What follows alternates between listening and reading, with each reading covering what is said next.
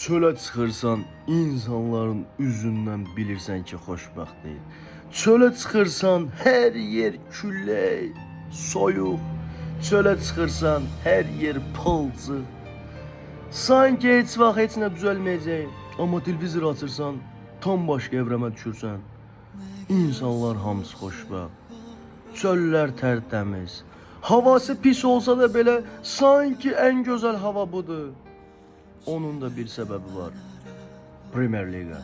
It's Big Five şolar. Getdik. Premier Liga Big Five 22-ci tur qutardı şolar. Açılış oyunu Old Trafford'da Manchester United Manchester City'ni qəbul edirdi. Yeni baş məşqçi gəlmişdi Carrick. Birinci oyun evdə uduzmaq istəmirdi. Plus Afrikadan oyuncular qayıtmışdı. Brian Mbeumo, Amad, Bruno zədədən qayıtmışdı. Lisandro forma yığırdı yavaş-yavaş. Axır əvvəl 3-lükdən əl çəkmişlər. 4-lük çıxdı United. City'nin bu il birlik stabildir. Axırıncı 4 oyunu City Premier Ligada qələbə qazana bilməyib ki, olur. 3 heç-heçə 1 məğlubiyyət. Sanki oyundan qabaq hər şey United'ın uğrunu göstərdi. Oyun elə də oldu. United sadəcə oyun udmadı. United əzəz oyun uddu şolar. World class ən yüksək səviyyəni göstərdi. Necə derbidə uduzmaq istəmədiyini, necə azarkeşlərin yanında məyus olmaq istəmədiyini, necə baş məşqçi ilk oyundan pis təsirat yaratmaq istəmədiyini hamısını göstərdi şolar. Çox deyinmək istəmirəm.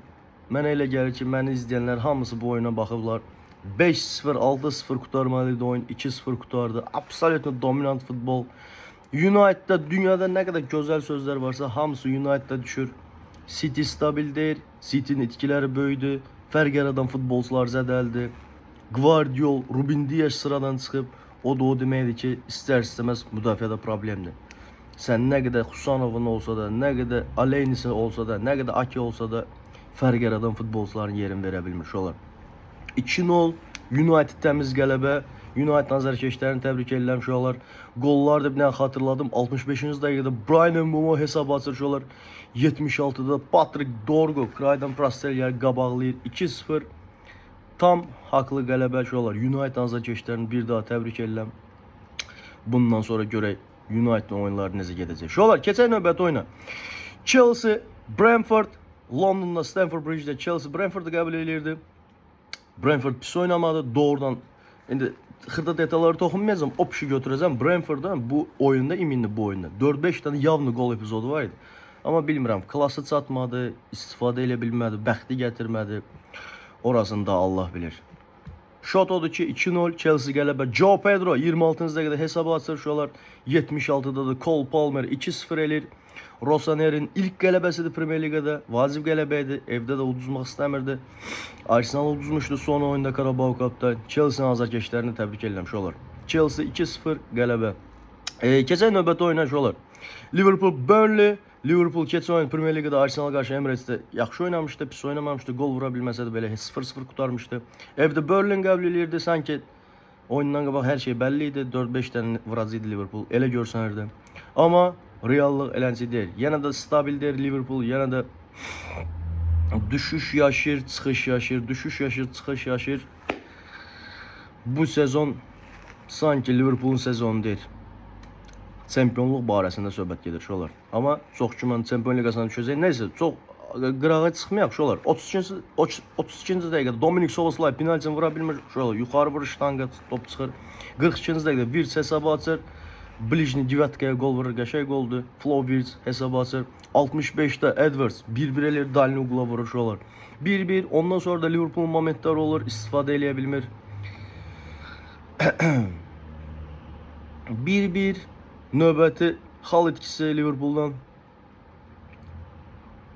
Başa sizə bir dənə söz deyim şolar. Bu il klublar ümumiyyətlə stabil deyil. Çox qırağa çıxmaq istəmirəm. Sadəcə baxıram. Ümumiyyətlə klublar, məsəl üçün elə klub yox ki 5 dənə oyunda albadal qələbə qazansın. Elə klub yox ki dominant futbol oynayıb qələbə qazansın.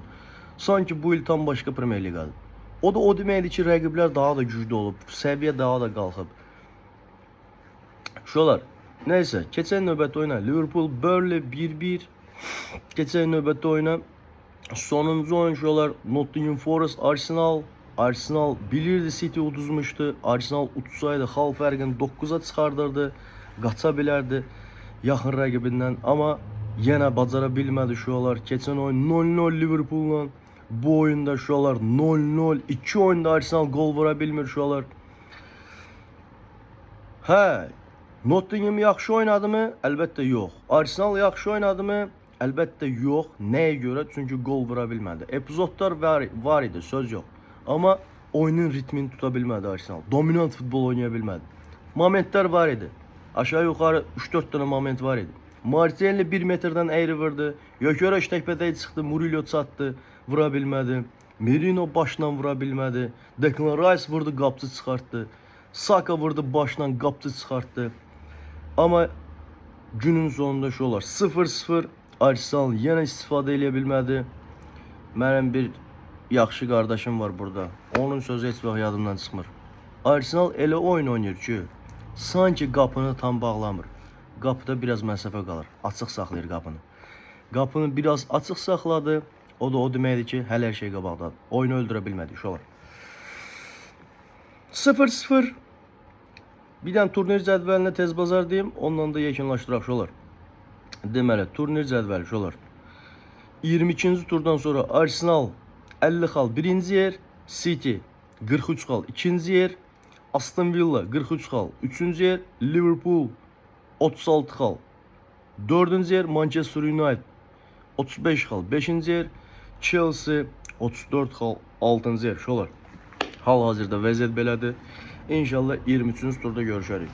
Sağ olun, öz-özünə müğayət olun.